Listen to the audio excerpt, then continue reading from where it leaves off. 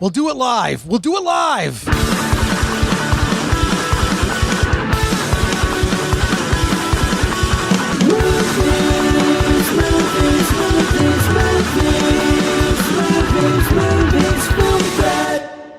Welcome to the Film Thread Podcast. I am Chris Gore, sometimes known as That Chris Gore, joined as always by my co-host, Anthony Ray Bench. How's it going, everybody? And we are live in front of the Regent Theater here in Los Angeles. We're actually at an event that the LA Alamo Drafthouse is putting on. They're doing a retrospective screening of The Matrix. We are here at the event. There's also an after party in celebration of a video game I have not played, but we're here for what? Pray? The free drinks. You said pray. That's the game called. That's what the game's called. Yeah, but we're just here. First of all, if you have not been to the Regent Theater here in Los Angeles, it is a fantastic venue, mainly because of, I would have to say, the happy hour, wouldn't you say? Like, they did make a really strong old-fashioned. They really did. It knocked me on my ass, to be honest. So we're in the outdoor patio here, so if you hear a little street noise, you hear something crazy in the background, it's because we are recording this live in downtown Los Angeles. But I'm really excited this week because this is not a traditional episode of the show. No, we finally have a guest. What do you mean finally have a guest? We've had guests on the show. By this point, by the time this airs, we'll have had guests on the show. But this is something I've always wanted to do on the show, is kind of break out from talking about whatever movies we recently saw or movies opening in theaters, really get into a down and dirty discussion of independent film. And I want to welcome to the show Joe McClean. Everyone, big round of applause, right, for Joe McClean. That is an amazing welcome. Thank you, everybody. Yes. Joe. Now, Joe... Drum rolls. Drum rolls and applause. Yeah. But Joe directed a film that I have seen that is opening actually June 9th. Is it June 9th? VOD June 9th, Amazon and iTunes. Yeah. Yes, so it's the digital release, right, on June 9th. So, make sure to check it out. This podcast is going to be running slightly before June 9th. Or maybe you're listening to this in the future. So it's June 9th, 2017. Which means you'll have to go back in time to see the movie because it's only playing that day. Well, that's when it opens. Yeah. But okay, so let's talk all things indie film, because you and I had one of the most amazing discussions of film before we even met. It was like this intense discussion of all things indie film that was one of the most, because this is why I love talking to indie filmmakers, is the sort of, you're of the same mind that I am. You want to share information, right? Yes, get it done. Yeah, and get it out. And you are a no BS guy. But let's talk about, before we talk about Drama Club, available June 9th on VOD, let's talk about your previous film. Yeah, Life Tracker. Yeah. I put out a movie called Life Tracker, an indie sci-fi film in 2013. My first sort of foray, gather all your, the standard indie story, gather all your money Life together. Tracker's science fiction. Give the premise. Science fiction. It is a movie about a new tech company that figures out a way to look at your DNA as a timeline of your life, and therefore can predict things in your life. Biological things, not like the lottery numbers on Tuesday, but like if you broke a bone when you were 8, your body produced these things called osteoclasts and osteoblasts, which helps you mend broken bones. So if you can look at your DNA and see those chemicals in your blood at a specific point in your DNA, and then find them later on in your DNA, that could be a prediction that you're going to break a bone in the future. Is this based on any real science? It's based on real science, but taking a few leaps in the future. Right. So it's this science about telomeres. It's the end caps of your genome. And so when these end caps sort of unravel, these telomeres unravel, you're dead. So they can measure these telomeres, and depending on how much is left over, that means that's how much life you have left to live, depending on how many drinks you have and how many cigarettes you smoke and whether or not you step in front of a bus. But we took it the next step and decided, we can decide when you're going to break a bone, or if you have a certain chemical, it might mean you're going to get a certain disease, or if you're going to whatever. So then the turning point in the movie is they find out that when everybody starts getting their death dates predicted, that most of the world's predicted to die on the same date. So there might be a cataclysmic event on its way. I love low budget science fiction. I mean, this seems like a Black Mirror episode. Yeah. Like, yeah, I mean, great. it's I'm such happy an to hear that. but it's such an incredible concept. So what happened with the film? Like, you did get some traction on it. Yeah, well, listen, I mean, like, we were an indie film, with a tiny little budget, but we used the ability to get a couple of names involved, minor names that helped immensely for our project. So we got Matt Dallas, the star of Kyle XY, so like already a science fiction sort of celebrity to be in our movie. We had a sports celebrity like as one of our investors, and that made other investors like, oh, well, if that person invested, I feel like my investment is sound, so they were willing to give, and then we just, we got it off the ground. One funny thing, I had a great aunt who's gone now, who was always like very interested in my career as a filmmaker in Hollywood, and knew that I was a starving artist that hadn't made it yet. And when I showed up and told, the movie's out, she goes, I saw it. And why didn't you tell me? Well, what do you mean? Why didn't I tell you? Jay Thomas, the actor Jay Thomas, has a very small part in the movie. We shot out in one day. Jay and Thomas? she thought that meant I had made it. Like, in her eyes, Jay Thomas is in the movie, and that meant I had doesn't made he it. do like, he does a radio show for Sirius XM, He does right? do a radio oh show, my yeah. God. Wow. So yeah, Oh, wow. I mean, she died thinking I was a celebrity. But so it's that's weird good. because, people's impressions, I mean, I'm originally from Michigan. Here I live in Los Angeles. But you know that, like, people have an impression of what the industry is, and then there's the reality of what the industry is. Boyd, say it again. Yeah. Exactly. But now you glossed over a couple things that I want to track back. Let's do it. And have you address. No, in a way, like, having been the person who's gone to countless panels at film festivals, right, and spoken to people about how did you do this, and a lot of times people will say, so we got the money, and the things like these are the two questions like that come up every time. And of course, we're in downtown Los Angeles, so we're gonna it's a hear warning from God it's perfect not to answer Chris's next question. So I have to ask you, like, having been to like countless film festivals, and one of the things that always crosses my mind, the questions that people always ask, like, how long did it take you to make? Like, which people want to know. I don't know why they care, but like, because you could ask, like, well, you could say, like, well, we shot it in 18 days. Listen, I think when you're at a question and answer period for an independent film, if the audience is asking you, what camera did you shoot on, and how long did it take you to shoot, that's a failure as far as I'm concerned, because they should be asking you about the story and the characters. If they ask about the technical aspects, but that's the thing. What's so funny is they don't take into account. They want to know, like, we shot it in 11 days, we shot it in 18 days. Most people don't know what that means. But the thing is this: from the time you came up with the concept to when you were screening the movie, the average time, from what I'm told, is 7 years. Yeah. When you talk to most filmmakers, it's like, I thought of an idea, I'm watching my movie in front of an audience. 7 years. Yeah. I have a better track record than that. And that makes me happy. Yeah. No, in terms of time, well, how long, with Life Tracker, how long was it? Life Tracker, I finished. All right, so I have no idea how long the script was resonating in my head, but I finished the first draft of the script for Life Tracker in December of 2010, and we premiered it in 2013. So we got 3 years, but it was a year of that's fast. A solid year of that was begging and crying for money. Well, that is the one thing that filmmakers like. What is that book? It's Neil Gaiman's wife. Is she Amanda Palmer? Mm-hmm. Is that? Am I have the name right? That's her. Yeah. That book, The Art of Asking. Yeah. That book is amazing. So how do you ask someone for money for your movie? You just have to pull your tail between your legs and say the magic words. Could you practice on us right now? Pretend for your third film you're asking for money from us right now.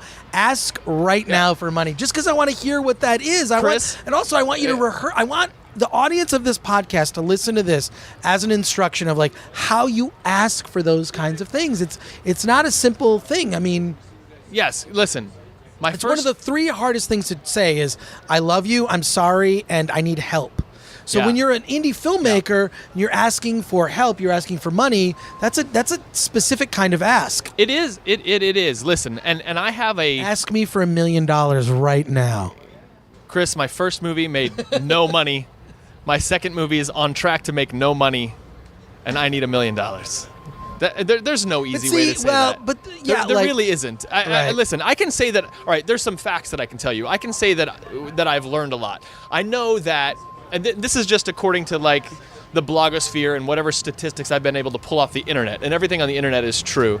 But I know that 80%, or I've been told and I've read that 80% of filmmakers that make a first feature film never go on to make a second feature film. And that of those that do make a second feature film, the 20% that continued, of that 20%, 13% of those can go on to make a second feature film. So 13% of 20%, I feel like I'm in a good, I'm narrowing the path down. But that's true. Like, it's really about creating those habits, right? Like, yes. What is a filmmaker, like we were talking about Tim Burton earlier, yeah, right? While we were drinking. You know what? Yes, drinking. Let's be honest. We did a little pre-gaming. We did a little pre-gaming at the Love Song, which is the little bar that's directly next to the Regent Theater in downtown Los Angeles, where you can hear everything from the street. We probably can't hear everything from the street right now. But that is a thing, like consistency. Like, what I really feel like this is going to be an awful thing to say, but I'm just going to say this. It's more important to be consistent than it is to be good. I agree. For example, let's use this podcast as an example. It's not good, but it's consistent. Ow. But it's consistent. It's come out every week since what, like January 2007? More like February. It was January, I think. It was end of January. Okay. Was it? We'll check the dates. I definitely have more get it done than get it good. I genuinely feel that way, and but that's not a bad thing to have, because at some point you're going to figure out and get it good. Right. Not that you haven't done that, but I'm saying, like, I'm speaking to our example of the podcast. Consistency is more important than good. Yes, and you see you see some filmmakers, you see actors, certain people that, like, they're always working. It's more important to always work. True. Yeah, I agree completely. But Life Tracker, I mean, look, I mean, the value you got from that, you were able to get a second film made. Life Tracker was my film school. Like, right. I learned a lot from that. Don't you think it's cheaper, actually? Okay, you could go to grad school for film and spend $100,000. Yeah. More than that, going to USC or NYU, or you could just make an indie movie. Right. Listen, and I did my indie film, and it took 3 years of my life, so grad school time plus. But the budget for that movie was $150,000. Okay. Cheaper than school. Cheaper than school, and of that $150,000, I paid myself $4,000. So I came up $4,000 and made an indie film. I spent it all on the indie film myself. But yeah, no, it's it taught me way more than I think. I mean, I don't know. How can I compare? I didn't go to film school, so I did. It was overrated. I promise you. I learned more about actually being on set and doing than I did waiting, like, sitting in a classroom listening to somebody who directed one episode of Hannah Montana that will never ever be shown because Disney hated it. That's who teaches film school. I don't want to point out the obvious, but we have someone who went to film school who's doing a movie podcast. And then we have someone who didn't go to film school and who made 2 movies. I wonder who the winner is here. You, sir. you win. Listen. Now, to be fair, though, like, I went to film school and I realized this is not what I want to do. This is not what I want to study. I want to write. Like, that's what I'm doing at Film Threat. That's what's making me happy.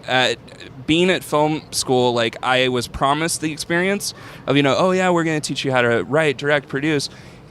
In the end, they just taught me how to plug things in like I was going to be a gaffer, which that's fine if people want to be a gaffer, but I didn't want to be a gaffer. Yeah, listen, I'm on the track to, like, if I had my say in things, I would be a TV writer right now. We are definitely in the golden age, and I have not broken in yet.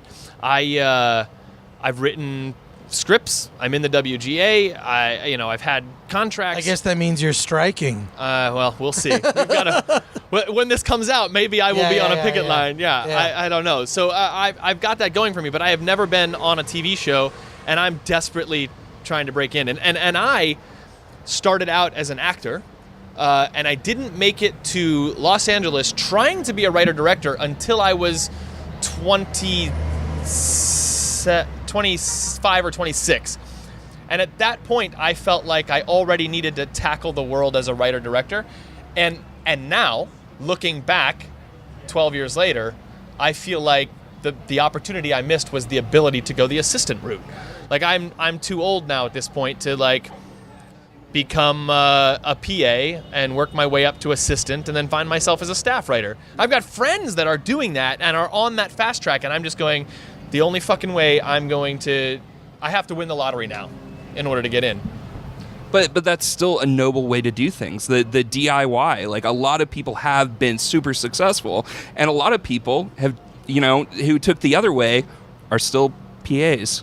Or even That's worse. True. But there's a hell of a lot of people that went my way that are still doing nothing. Yeah. So it's funny because with all this writer's strike stuff, like the people at the WGA, like they keep preaching these facts at us, right? Like they're telling us all the statistics. And one of the things I've heard multiple times now is that it's harder to become a WGA member statistically than a professional sports athlete.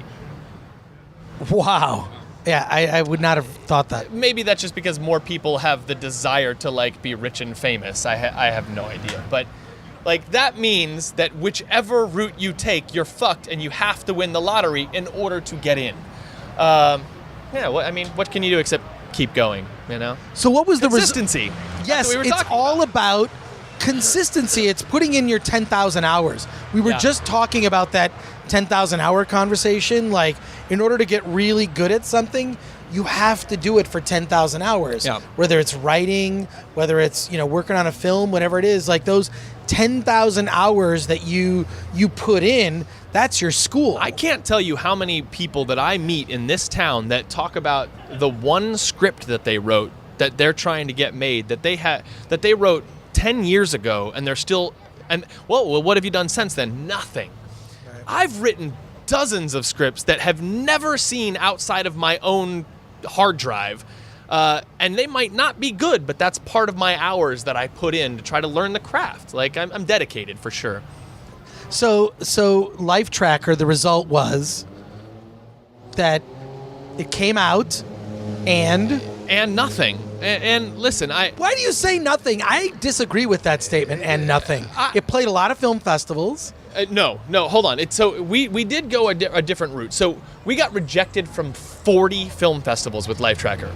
But and where we got our traction was we decided to reach out to every sci-fi convention in the country. This is what we were just having this conversation today. We played 20 of those. Conventions are like the new film festivals. Yeah. Talk about that circuit, because the convention circuit is way more open-minded. Let's be frank for a second. There's an element in the indie film world that is incredibly elitist. Oh, yeah. Right? And your film being science fiction, right? Like that already, like, maybe they're a little... look, it's not a social issue.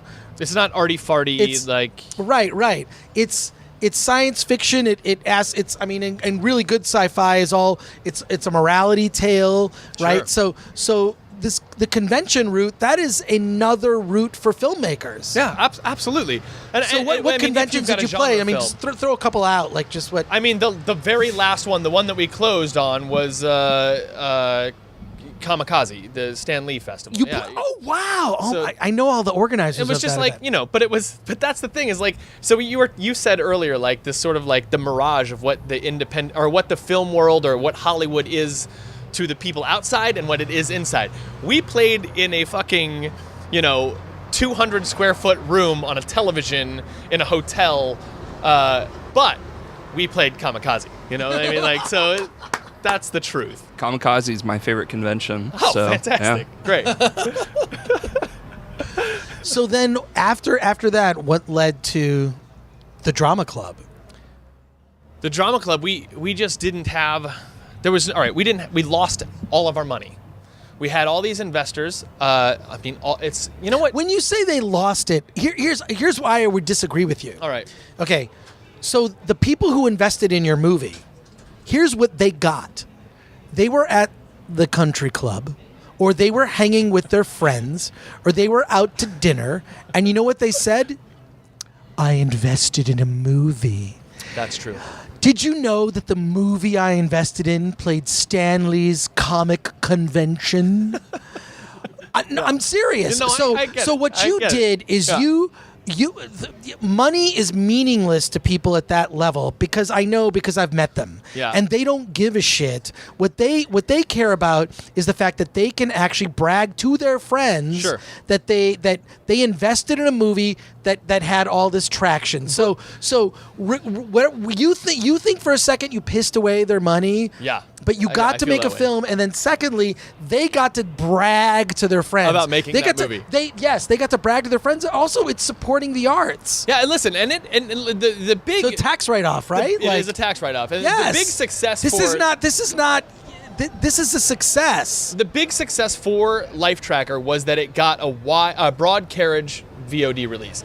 So before it hit like the Amazon and the iTunes, it And went. explain what that is, broad carriage VOD release So to some members of our audience. We hit the entire country, like depending on how many. There's 100 million homes in the United States, and that is all the people that are covered by Time Warner, Cox, Xfinity, Charter, all these internet conglomerates. Those people own the cable companies, and every single one of them picked up our movie. So we were in 100 million homes if you knew our movie existed. Our movie started with L, Life Tracker. So unless you were in, new and noteworthy or best independent films. So you're in the or middle of sci-fi, the alphabet. You're in the middle of the alphabet. So do you in the regret- general catalog? So unless you knew we were there, you didn't find us. But the smoke and mirrors is I can tell everybody we got a broad carriage release and we were available to 100 million homes in the United States. Can I suggest a title change for the movie? Yeah. A Life Tracker. Yes. AAA Life Tracker. Yes. Yeah. Yeah. But now let's talk about Drama Club and then how that, because it sounds from what you're telling, your impression, and it's the worst thing being in this industry and being the way you and I think, because I'm very realistic. Yeah. I sort of know there are people that think, oh my God, I must be living the life, and I live in Hollywood or the Los Angeles Right. area, and I'm thinking like I struggle all the time to do the things that I do, Yeah. to be able to do what I love and actually just people just think get it's by. glorious. Just Yeah. get by, and they think it's glorious. Exactly. Yeah, they definitely romanticize Sure. being a part of. I live in a 600 square foot studio apartment in Hollywood. Would you say that mine's about the same? Pretty much, and mine is 520. So we're in the studio apartment club. Right. Yeah. Well, high I'm not, five. mine's a one bedroom. The one bedroom that I do have is kind of small, but I have this pretty kick-ass patio area. I got very lucky, right? Yeah, the bat patio is amazing. Yeah, The bat patio. The I've seen patio. pictures. You I've say, seen oh, pictures, cool. yeah. The patio's not bad. I should just start having like indie film gatherings there. Oh, I don't understand why we're not recording this in the patio. We should have right recorded now. it there. Well, because Son of a bitch. I thought it would be fun to meet in front of a movie theater in downtown LA. True. It'd be kind of we fun. could have recorded it there and said, nobody can see us here. Right. Yeah. We could have just lied and said that we were in front of the Regent Theater. I could have made the siren noises. But let's get to okay, so you're in an elite group of indie filmmakers who you're an elite group of indie filmmakers who have made a second indie film. And you're absolutely right, that sophomore movie is so important because I have met filmmakers who've made successful indie movies, didn't make a second one, people who made unsuccessful first movies and then made a successful second one, but mostly the second one is really rough. So what was that transition from doing Life Tracker to the Drama Club? So I knew right away that I wasn't going to Which is the good thing is you've moved up in the alphabet. It's the Drama Club, but they don't count the the. Yeah. They don't count the. Yeah. So 20% more people will see us because they'll scroll that far. I knew right away that we weren't going to have the same budget, and that sounds ridiculous. Listen, when I was trying to get $150,000 for Life Tracker, people told me every day, people have $150,000 in their couch cushions in this town. Not fucking true. Getting people to give up $20 is really hard. Anybody that's ever begged their friends and family to come out to a film festival screening of their movie to pay $10 to sit in a chair realizes how ridiculously difficult that is, and ego crushing that is. Right. So I knew, all right, going in, every single film book that you will ever read, and I'm assuming at film school, they tell you the way to get in. I actually had to read Chris's book. Oh, the film festival you were book. a right, yeah, that's textbook, hilarious. Chris. Yeah, he is a textbook. well, recommended reading. Recommended reading. Oh, okay. So What? I was recommended reading? Recommended reading. Yeah, you were on the list. So, any of these books that you read are going to tell you just pick up the equipment. It's cheap enough now. Go out and make your movie. Get a bunch of your talented friends together and make your movie. Don't stop waiting. Stop waiting for people to tell you it's okay to make your movie. So that's what I did. I went to a group of very talented friends. My day job is as an apartment manager, so I'm a landlord. I have a construction background. And the owner of the building that I live in has a beautiful property up. The owner of the building that I live in has a beautiful property up in Fresno, and he let us use it for free. I didn't know what the story was. I didn't know anything except I've got these friends and I've got this property. It's time to make a movie. And there's those sirens again. We are at, you're barely going to hear it on the podcast. No, you're going to hear that. That's a big one.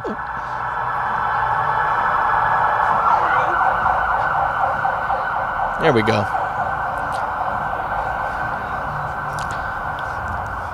So I have a location and I have talented friends, and I tell them if we're going to make another movie, we have to do what everybody says, and we have to combine our resources and get this shit done. I told everybody that wanted to be involved, you have to put in a certain dollar amount. Everybody was becoming a producer, and First of all, I think that is a brilliant idea because everyone is invested. Yes, I had to have enough faith in them. They had to have enough faith in me to run the show.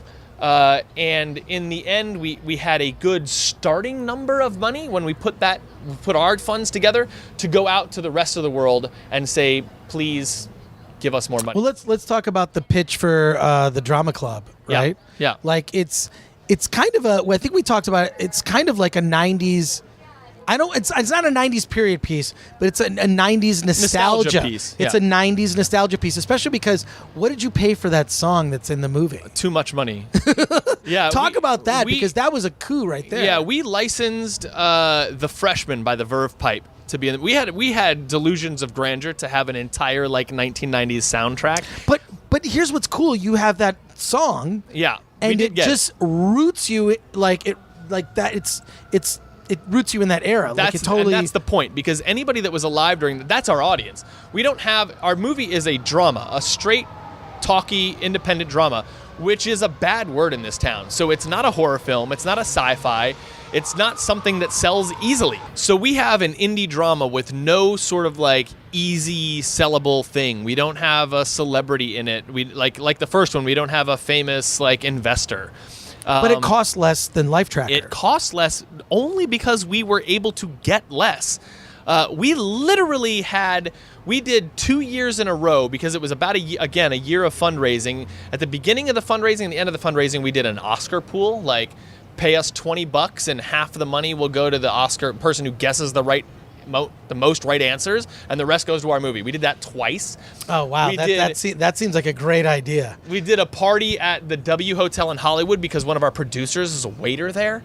We did everything. We got alcohol sponsors to say it's funny. We got half of our alcohol sponsors said you can have our product and use it at your parties and promotional events and use them in the movie, and half of them said you cannot afford to use us in the movie, but you can have our product and put our logo in your advertising. So we were able to offer free booze and tell people to pay us for it. Whatever. Free booze don't discount free booze for money. Is. Free booze for money. Yeah. So we ended up getting, and I did have a slew of people that I had asked money for Life Tracker. And listen, how receptive were they on the second round? Not receptive. Because look, it didn't make money. Right, it did not make money. But that's not. But investing in a movie, I don't think is about making money. It's true. It literally, I believe, is about FOMO with other rich people. It's about I invested in a movie. Agreed. If I had It's like I refused bet to on the ask- races. I lost, but I bet on the races. I'm Right. at the horse track. And if I had not asked any of those people for money, I would not have gotten some of the money I did get. One of the investors that invested pretty heavily in the drama club is involved in politics in Washington D.C. And he Is his name Donald Trump? Donald Trump invested in Donald the J. Trump. Yeah. Invested in. And I thought when I was going for money for the drama club, I thought if a politician was running and lost the election, the first thing he would do when he re-ran for election the next term is ask all the people who gave him money the first time, even though he lost all their money by losing. Or think about it. Like, let's say a political campaign is like an indie movie. Yeah. And someone gave you $1 billion. $1 billion. And you ran for president and you lost your bid for president. You lost $1 billion. I don't think that's as bad as an indie movie that cost a couple $100,000. Are you telling me that Hillary Clinton's making an indie film? In a way, she made an indie movie. First of all, I'm reading this book called Shattered, which is about the doomed campaign of Hillary Clinton. Oh, boy. And oh my God, it's riveting. It's riveting. The inside stories of that, the chaos inside and the drama. The was only just thing we insane. get out of this experience is movies and stories and books and art for decades and decades. Yes, we're going to get a lot of great art as the opposition. So, but back to this. So I mean, the budget was lower. Do you care to talk about Yeah, the listen. budget? Because I know I will often give the advice you shouldn't, but I think let's think about this. People that are listening to this podcast, they want to know about filmmaking. Yeah. And they want to know the realities. Yes. And this is the other thing I want to commend you on. You talked about like I have a day job. I'm Yeah. doing Film Threat, and I have a day job because Yeah. guarantee the money that's generated by Film Threat, zero, is does not pay for just for me to be able It's to live. not sexy to talk about your day job. It's not sexy to talk about the day job, but so I have a day job, and I love that you mentioned that because some filmmakers will go off and they have this dream that they're going to make it and sell it for $1 million. That dream is bullshit. Yeah, no, it's total bullshit. I have a day job, and I do disagree with the advice you say that you normally give, which is to not talk about your budget. We'll disagree away, and let's talk about the budget. So you are getting the scoop here, but I think that withholding information is hurting independent film. The Netflixes of the world, they are actively keeping secret how many times a product is streamed on their website, because true. having that information would help people understand how to negotiate against them. Mm-hmm. Does that make sense? Yes. If I knew that my film Life Tracker was so I can tell you this. I can tell you that when Life Tracker was released on Amazon, it was purchased on not on Amazon Prime, but Amazon. It was purchased a couple hundred times, and I was making over $1 per rent on that. You are a hundredaire. I'm a hundredaire. When it moved to Amazon Prime, we've gotten most of our views of Life Tracker on Amazon Prime. It's 5,000 plus views on Amazon Prime. I get less than 4 cents per viewing on Amazon Prime. Wow. But services like Netflix, they don't tell you. You don't know how much your product has streamed. You don't know what they're offering to certain. In fact, it's in contracts. It's even been in my contracts that I am not allowed to say out loud what somebody has paid for a product, because they don't want the next person to be able to use that in negotiation. Yep. One thing Anthony and I can tell you is no one is listening to this podcast. Which means I can tell you everything. Pretty sure you can just give us the information. Yeah, so listen, I genuinely think that independent filmmakers should divulge as much information as possible. I agree, so they can share it and help each other out. I think that's important. Most of the people in my position are not making any money. If you know anybody that made an independent film that turned $1, they won the lottery. That's not a joke. That is a fact. If you know an independent filmmaker that made a movie without A-list talent or one of the mini majors behind them, they won the fucking national Powerball. That's the truth. The Drama Club cost under $70,000 to make. One of the things you mentioned earlier, sort of this great conversation we had on the phone, and you said something to me in that conversation that I keep thinking about, which is the Drama Club is too, I hate to say this out loud, but the Drama Club is too good to be independent, to be an independent film, and it is too low budget to be a mainstream film. I run into so many movies like this that fit in that category that are like that, you know, it's sort of at a high level, like it's too good for indie, not good enough for mainstream. I'd like to add to that and say that maybe the idea is, or maybe the answer to that question is, people that are actively seeking out independent content are not looking for mainstream ideas. My movie is very much like... Well, I don't know that your movie is completely mainstream. I'm thinking of a particular scene in the movie. Yeah. I don't think we can... Can we talk about this one scene? Yeah, we can no? talk about it. Absolutely. A little bit? Yeah. Let's because the story I'll is... shut up if we get into bad territory. Yeah, exactly. But like I mean, like the film is like a reunion. It's Yes. a kind of, I mean, it's a 20-year high school reunion. It's a 20-year high school reunion, but you compared it to a movie that It's The Big Chill. It's the Big Chill for it's- my generation. it's Big Chill adjacent. Yes. I wouldn't say it's The I'll hear Big you. Chill. Yeah. But it's You don't think I should compare myself to Lawrence Kasdan? No, I think you.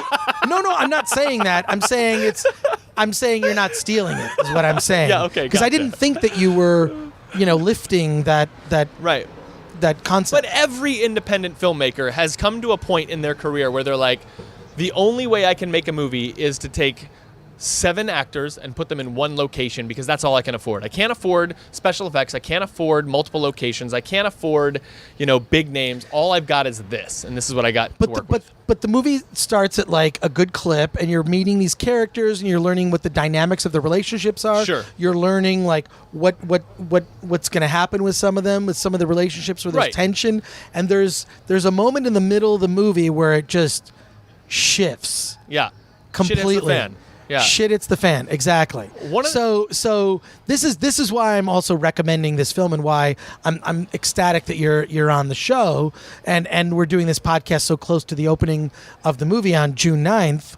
Available on all VOD formats. Yeah. On all VOD formats. Well, on June 9th, we have the iTunes and Drama Club? Amazon on June 9th, and then it will go wider after that. Okay, Yeah. so after June 9th, It's available. It's available. So, but there's this moment that happens in the middle of the movie that is, I was shocked because I've never seen what I consider I'm not saying your movie's mainstream. Right, I get I'm it. saying a movie that isn't in the realm of mainstream, that isn't porn, that has a moment that is so there is a shocking compromising sex scene Can we- in our movie. So. Let's just stay there. Let's say a compromising sex scene. Okay, a compromise. But here's there is could we just say a threesome? Yeah, we could say threesome. It's a threesome, but it is a type of threesome that I don't think has ever been seen in a movie. Well, I don't know if I can't say that. I'm just saying. I'm Yeah. telling you that. Like Yeah. I've never seen a threesome like that in a film.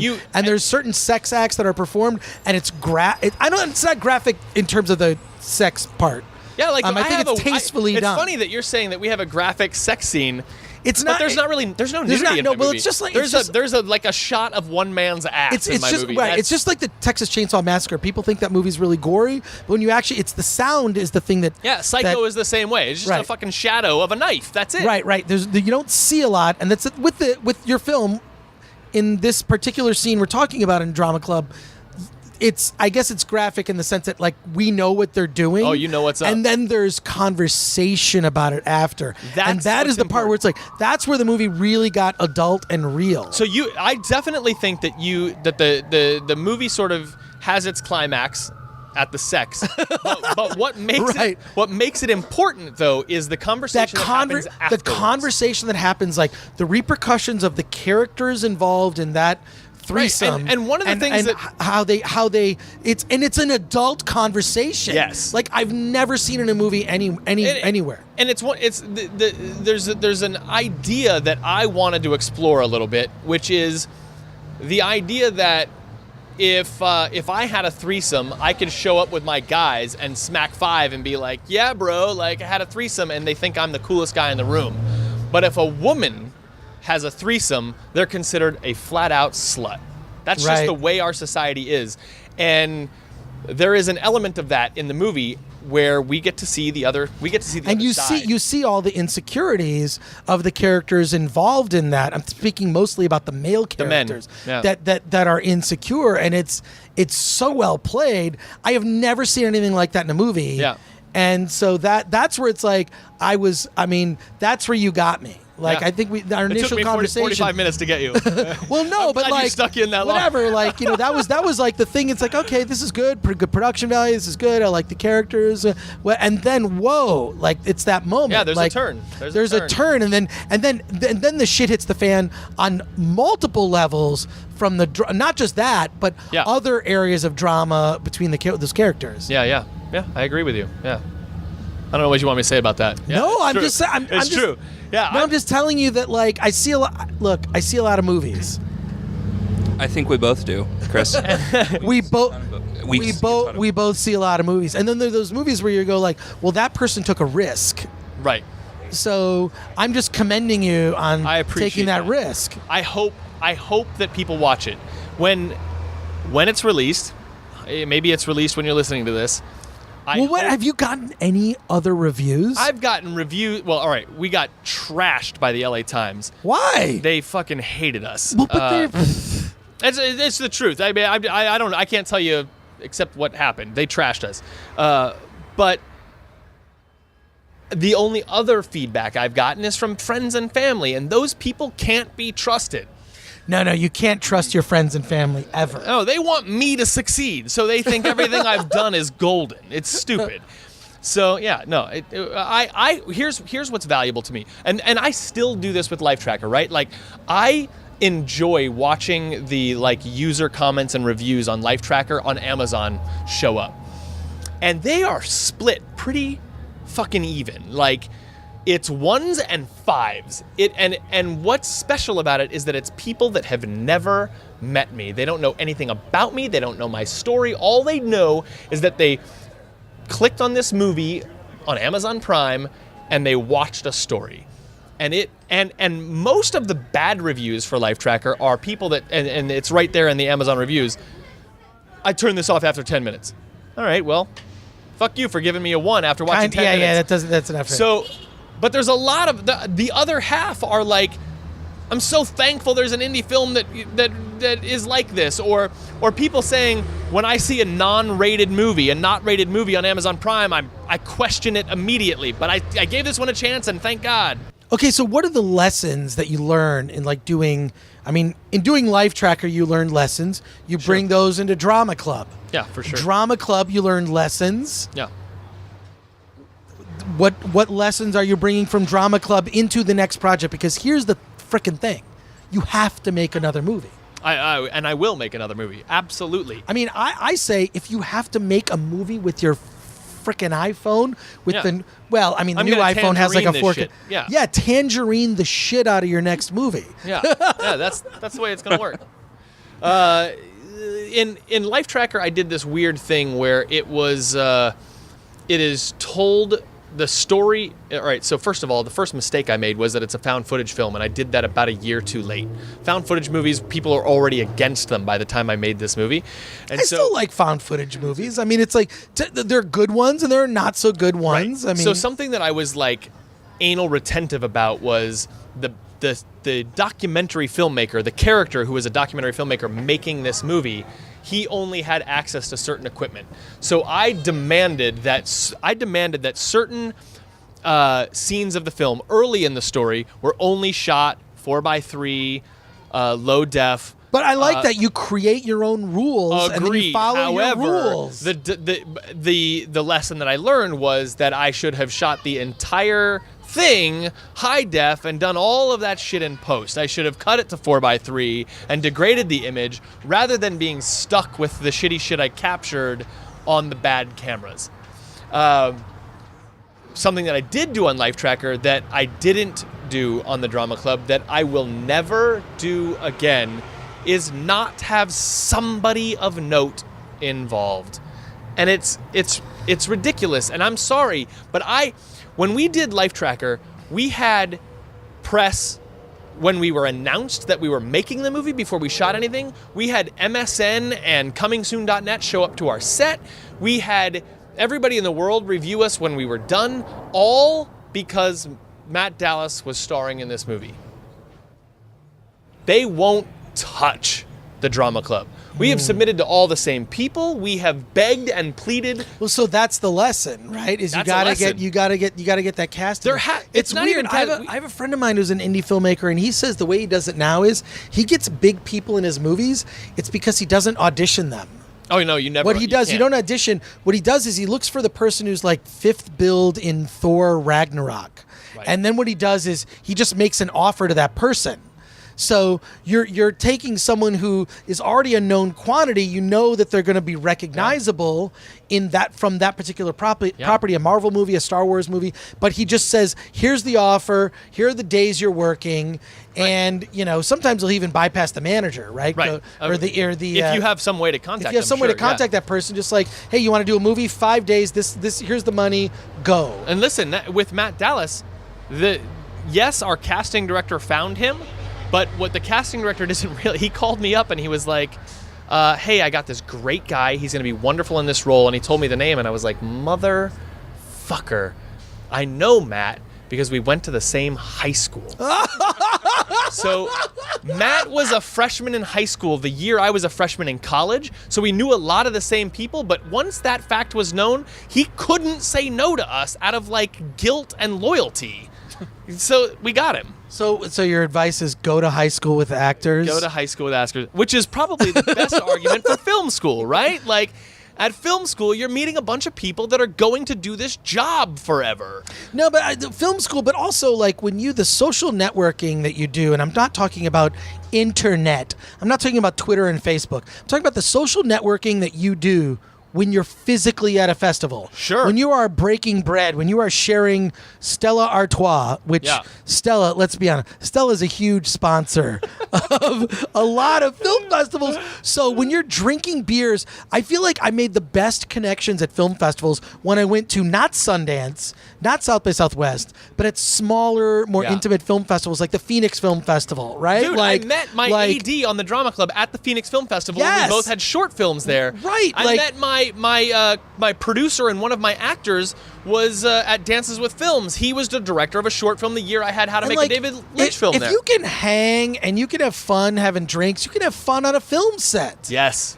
Yeah. That's so fucking important. And people don't realize. They don't really, it's funny, when I was in high school, I used to think, I'm wondering if okay, I should talk about this. In high school, I was this hoity-toity person. In college, I was like, Keanu Reeves is the worst actor that has ever lived. But we love Keanu Reeves now. Fucking love Keanu Reeves. I will fight you, sir. Yes. Here we are at the Matrix. One of my favorite. You've seen that footage of him on the BART, right? Where he's just gives up his seat. And listen, he is also. I met him only once. It was what was it? It was Richard Linklater made Waking Life. It was at a junket.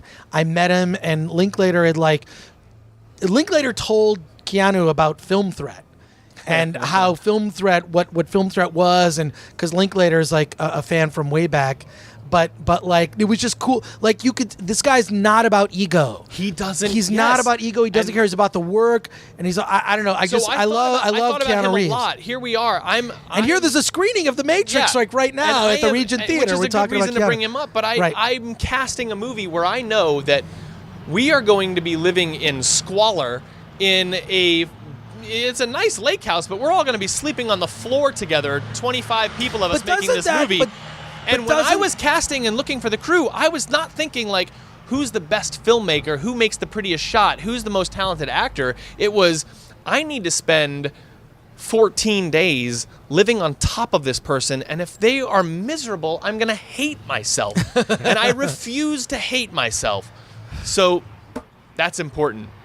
No, Super I mean, important. seriously, like, can you hang creatively with people under duress in horrible circumstances, and it's still fun to? I would say to you that a lot of actors' success have to do with the fact that they're just fun to hang out with. They can do it. They can do it. Yeah, they I'm can not just going do to hate it. myself if I spend 12 hours a day on set with you Right, in the 'cause- blazing sun under 'cause you're- shitty circumstances. You're kind of fun to hang out with, man. Kind of fun to hang out with. So, all right, Joe McClean, you've said it all. This is fantastic. Thank you. This is you for everyone needs to. Thank you so much for being on our show. No, thank you for being on the Film Threat podcast. Like, I feel like your honesty, like, is so refreshing and needed. That's like, nice to hear, but this is a big deal for me because I have been a Film Threat fan since the late 90s. Oh, stop. Yeah. Oh, yeah. stop. Wait, continue. He's begging me. He's begging me to give more. Yeah. No, but no, look, I appreciate it. But also, like, look, we were talking about this earlier. Like, do we cover Marvel movies or Star Wars movies? And Well. yes, we kind of do. But I mean, to an extent, because they're out there in the zeitgeist. You but have to. We have to. But at the same, having said that, like, for me, if someone who listens to this because they like us talking about Star Wars or Marvel, and they learn about the Drama Club, and they learn about Live Tracker, like, that to me is like, that's why, Sundance. And I will defend Sundance. Sundance will play some of these big films, right? With Right. a lot of major celebrities. And they will draw the press. Right. They draw the press, and that gives attention to other smaller indie movies that need attention. So Agreed. that's important. So It's a good service. Joe, thanks for being on the show. Thank you. Where can people find information about the Drama Club on social media? You can go to gingerbeardfilms.com or just search the Drama Club. But it will be out. And I'm sorry, my Twitter, Joe_McClean. You can find everything there. And then also Drama Club movie. What the hell? The Drama We'll Club? tag you. Yeah, you'll tag me. Don't worry. We'll tag the you. movie and has shit. a Twitter too, but people, yeah, it's more mine. You'll find out where the movie's at. But June 9th, watch the Drama Club. Help an independent filmmaker make his next movie. No, yeah, I mean, I'm just going to echo what you say, and just like, I think it's important for people to have a balanced diet. Sure, watch your Marvel and Star Wars movies, but you have to watch indie film. This is how, and if you look at, like, also the people who have been hired to make the Marvel movies and the Dude. Star Wars movies, they all came from indie film. Dude, I am they all stoked came to see from Ryan indie Johnson's incarnation of Star Wars. Right. Like, Here's I a guy love that made Brick and Right. Looper. Jesus Christ, I can't wait to see So that. this guy's going to make a weird Star Wars movie. I keep keep hearing it's weird. I think it's going to be weird. Right. And I can't wait. All right, Joe, thank you for being on the show. Thank you. I really appreciate it. This is awesome. From Anthony and Let's get out of here.